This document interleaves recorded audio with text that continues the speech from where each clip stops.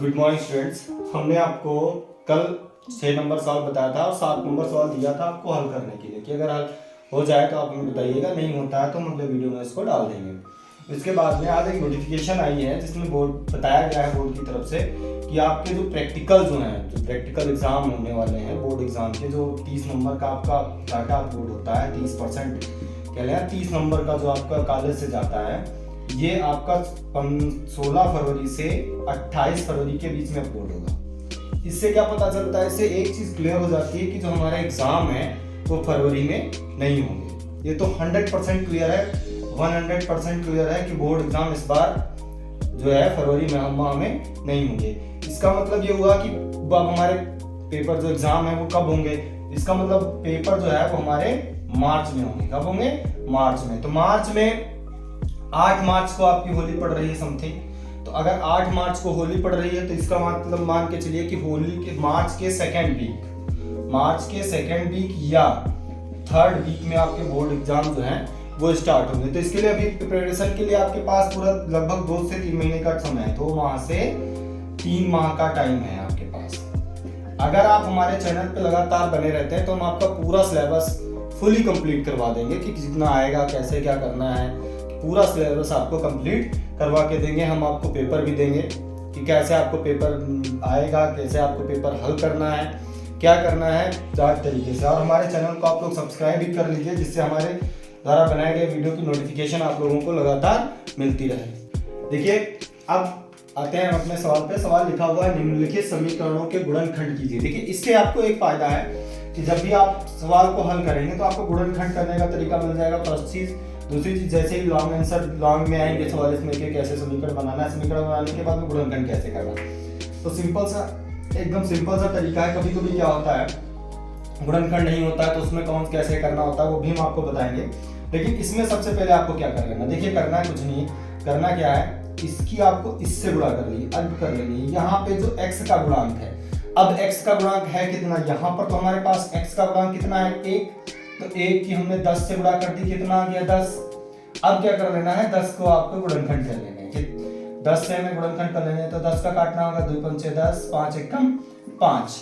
अब हमें इन दोनों से एक ऐसी संख्या निकाल लेनी है जिसको गुणा करने पे 10 आए, चाहे जोड़ दें या घटा दें तो हमें 3 मिल जाए। तो सबसे पहला काम क्या कर लेना है अब आपको, देखिए हमारे पास उधर 2 संख्याएं आ चुकी हैं। कौन कौन सी संख्याएं हैं हमारे पास? 2 और 5। इसमें केवल 2 ही संख्याएं आई हैं। बहुत से ऐसे पास गुणनखंड करेंगे आप, फैक्टर करेंगे जिसमें बहुत सी संख्याएं मिलेंगी तो उनको तोड़ के आपको बना लेना होगा ऐसी 2 संख्याएं। तो ये हो गया आपका x²। अब कैसे आ रहा है, घटाने पे आ रहा है ना, 5 से जब 2 जाएगा तभी 3 बचेगा। तो 5 - 2, x बाहर हो गया, -10 बराबर 0। अब कर लीजिए माइनस से इधर और इधर से x की गुणा कर दीजिए, तो -5x माइनस माइनस प्लस 2 एकम 2x -10 बराबर 0। कितना हो गया, देखिए x कॉमन ले लीजिए इसमें, तो क्या बचेगा, x -5 हो गया, प्लस का 2 कॉमन ले लीजिए, बचा क्या, x -5 हो गया बराबर 0। दोनों कितने हो गए, देखिए x -5 हो गया और x + 2 हो गया बराबर 0। तो x - 5 = 0 और x बराबर भैया 5 निकल आया। दूसरा कितना बचा, x + 2 बराबर 0, x बराबर -2। दोनों मान हमारे जो दोनों पद थे वो निकल के आ गए। कौन कौन से, -2, 5। ये इनके आंसर है। इसी तरीके से आपको जितने भी इसमें समीकरण, इसमें 5 समीकरण दिए होंगे, समीकरण 1, 2, 3, 4 और 5। ये पांचों सवाल आपको सारे कर लेने हैं, बुक में दिए हुए हैं, एनसीईआरटी की जो बुक है उसमें दिए हुए हैं। आपको इसकी प्रिपरेशन कर लेनी है अच्छी तरीके से। देखिए सवाल नंबर 9 है, कहता है ऐसी 2 संख्याएं ज्ञात कीजिए जिनका योग 27 हो और गुणनफल 182 हो। तो हम करना स्टार्ट करेंगे। देखिए बहुत ही आसान सवाल, देखने में कठिन लगता है तो हम इसको 2 घात समीकरण है तो हम मान लेंगे, माना एक संख्या बराबर x और दूसरी संख्या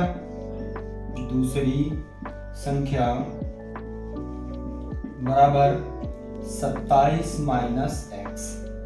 अब बात यह आती है कि आप सोच रहे हैं 27 माइनस एक्स क्यों हो गया। 27 माइनस एक्स इसलिए हो गया, जैसे हमें मान लीजिए किसी संख्या का योग 15 है और उसमें से एक संख्या हमें पता हो कि 5 है और दूसरी संख्या हमें निकालनी हो, तो क्या करते हैं, इस संख्या को ला करके इधर से घटा देते हैं, हमें दूसरी संख्या प्राप्त हो जाती है। उसी तरीके से मान लीजिए पहली संख्या x हो गई, तो दूसरी संख्या निकालने के लिए हमने क्या किया, दूसरी संख्या के लिए हमने x को 27 से घटा दिया, हमें दूसरी संख्या प्राप्त हो गई। अब कहता है सवाल में कि दोनों संख्याओं का गुणनफल, दोनों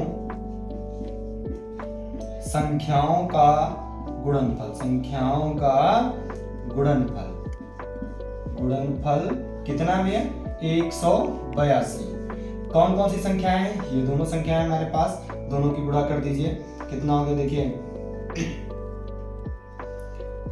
x और ब्रैकेट गुणा माइनस एक्स, 27 माइनस एक्स बराबर 182, गुणा कर दीजिए 27x माइनस एक्स स्क्वायर बराबर 182। अच्छा अंतर कर लीजिए, कितना हो जाएगा, minus x square plus 27x minus 182, minus 182 बराबर 0। अब क्या कर लेना है आपको, माइनस कॉमन ले लेना, माइनस कॉमन ले लीजिए, क्या हो गया x square minus 27x plus 182 बराबर 0। गुणनखंड वैसे भी हो जाएगा, लेकिन माइनस कॉमन लेने से आपको आसानी हो रहेगी गुणनखंड करने में। क्या निकल के आ गया, x square minus 27x plus 182 बराबर 0। अब हमें इसका क्या कर लेना है, गुणनखंड कर लेना है 182। मैंने आपको बताया था कि कैसे गुणनखंड करना है, तो सबसे पहले काम क्या कर लेना है, 182 के हमें गुणन फैक्टर कर लेने हैं। 182 को तोड़ लीजिए, कितना हो गया, 2 9 18, 2 1 कम 2, 7 से काटेंगे 13 7 7 1 कम 7, 7 या 21 13 आ गया। अब हमें दो ऐसी संख्याएं चाहिए जिनको जोड़ने पे कितना आ जाए, जोड़ने या घटाने पे 27 आना चाहिए। तो देखिए 7 दूनी 14, 14 तिरिया 182, 14 और 13 27, हमारे गुणनखंड निकल के आ गए। अब हम इसका फैक्टर कर लेंगे, सट गए। देखिए हमारे पास कितनी संख्या आ गई, 14 और 13, तो क्या हो गया, एक्स स्क्वायर ब्रैकेट में घटाने जोड़ने पे आ रहा है, तो 14 प्लस 13 x प्लस 182 बराबर 0। अब गुणन अंदर गुणा कर दीजिए, इधर से भी minus 14x minus 13x plus 182 बराबर 0। अब देखिए इसमें x कॉमन आ जाएगा, कितना बचेगा, x माइनस 14, इसमें 13 कॉमन आ जाएगा, कितना बचेगा, x माइनस 14 बराबर 0। x माइनस 14 में दोनों तरफ कॉमन मिल जाएगा, देखिए बचा कितना, x माइनस 13 बराबर 0। तो x माइनस 14 बराबर 0 हो गया, यानी x बराबर 14 हो गया और x माइनस 13 बराबर 0 हो गया। x बराबर कितना हो गया, 13। संख्याएं हमारी क्या निकल के आ गई, संख्याएं बराबर 13 या 14, दोनों संख्याएं निकल करके आ गई। दो क्रमागत धनात्मक पूर्णांक याद कीजिए जिनके वर्गों का योग 365 हो। एक चीज और बहुत ही इंपॉर्टेंट सवाल है, सबसे ज्यादा बार अभी तक पूछा गया है और ज्यादा से ज्यादा चांसेस हैं कि बोर्ड एग्जाम में आएगा। लिखेंगे माना एक पूर्णांक बराबर x और भैया दूसरा पूर्णांक बराबर x प्लस 1। क्या कह रहा है, क्रमागत का मतलब होता है लगातार, एक के बाद दो, दो के बाद तीन, तीन के बाद चार, इस तरीके से कहता है वर्गों का योग, दोनों के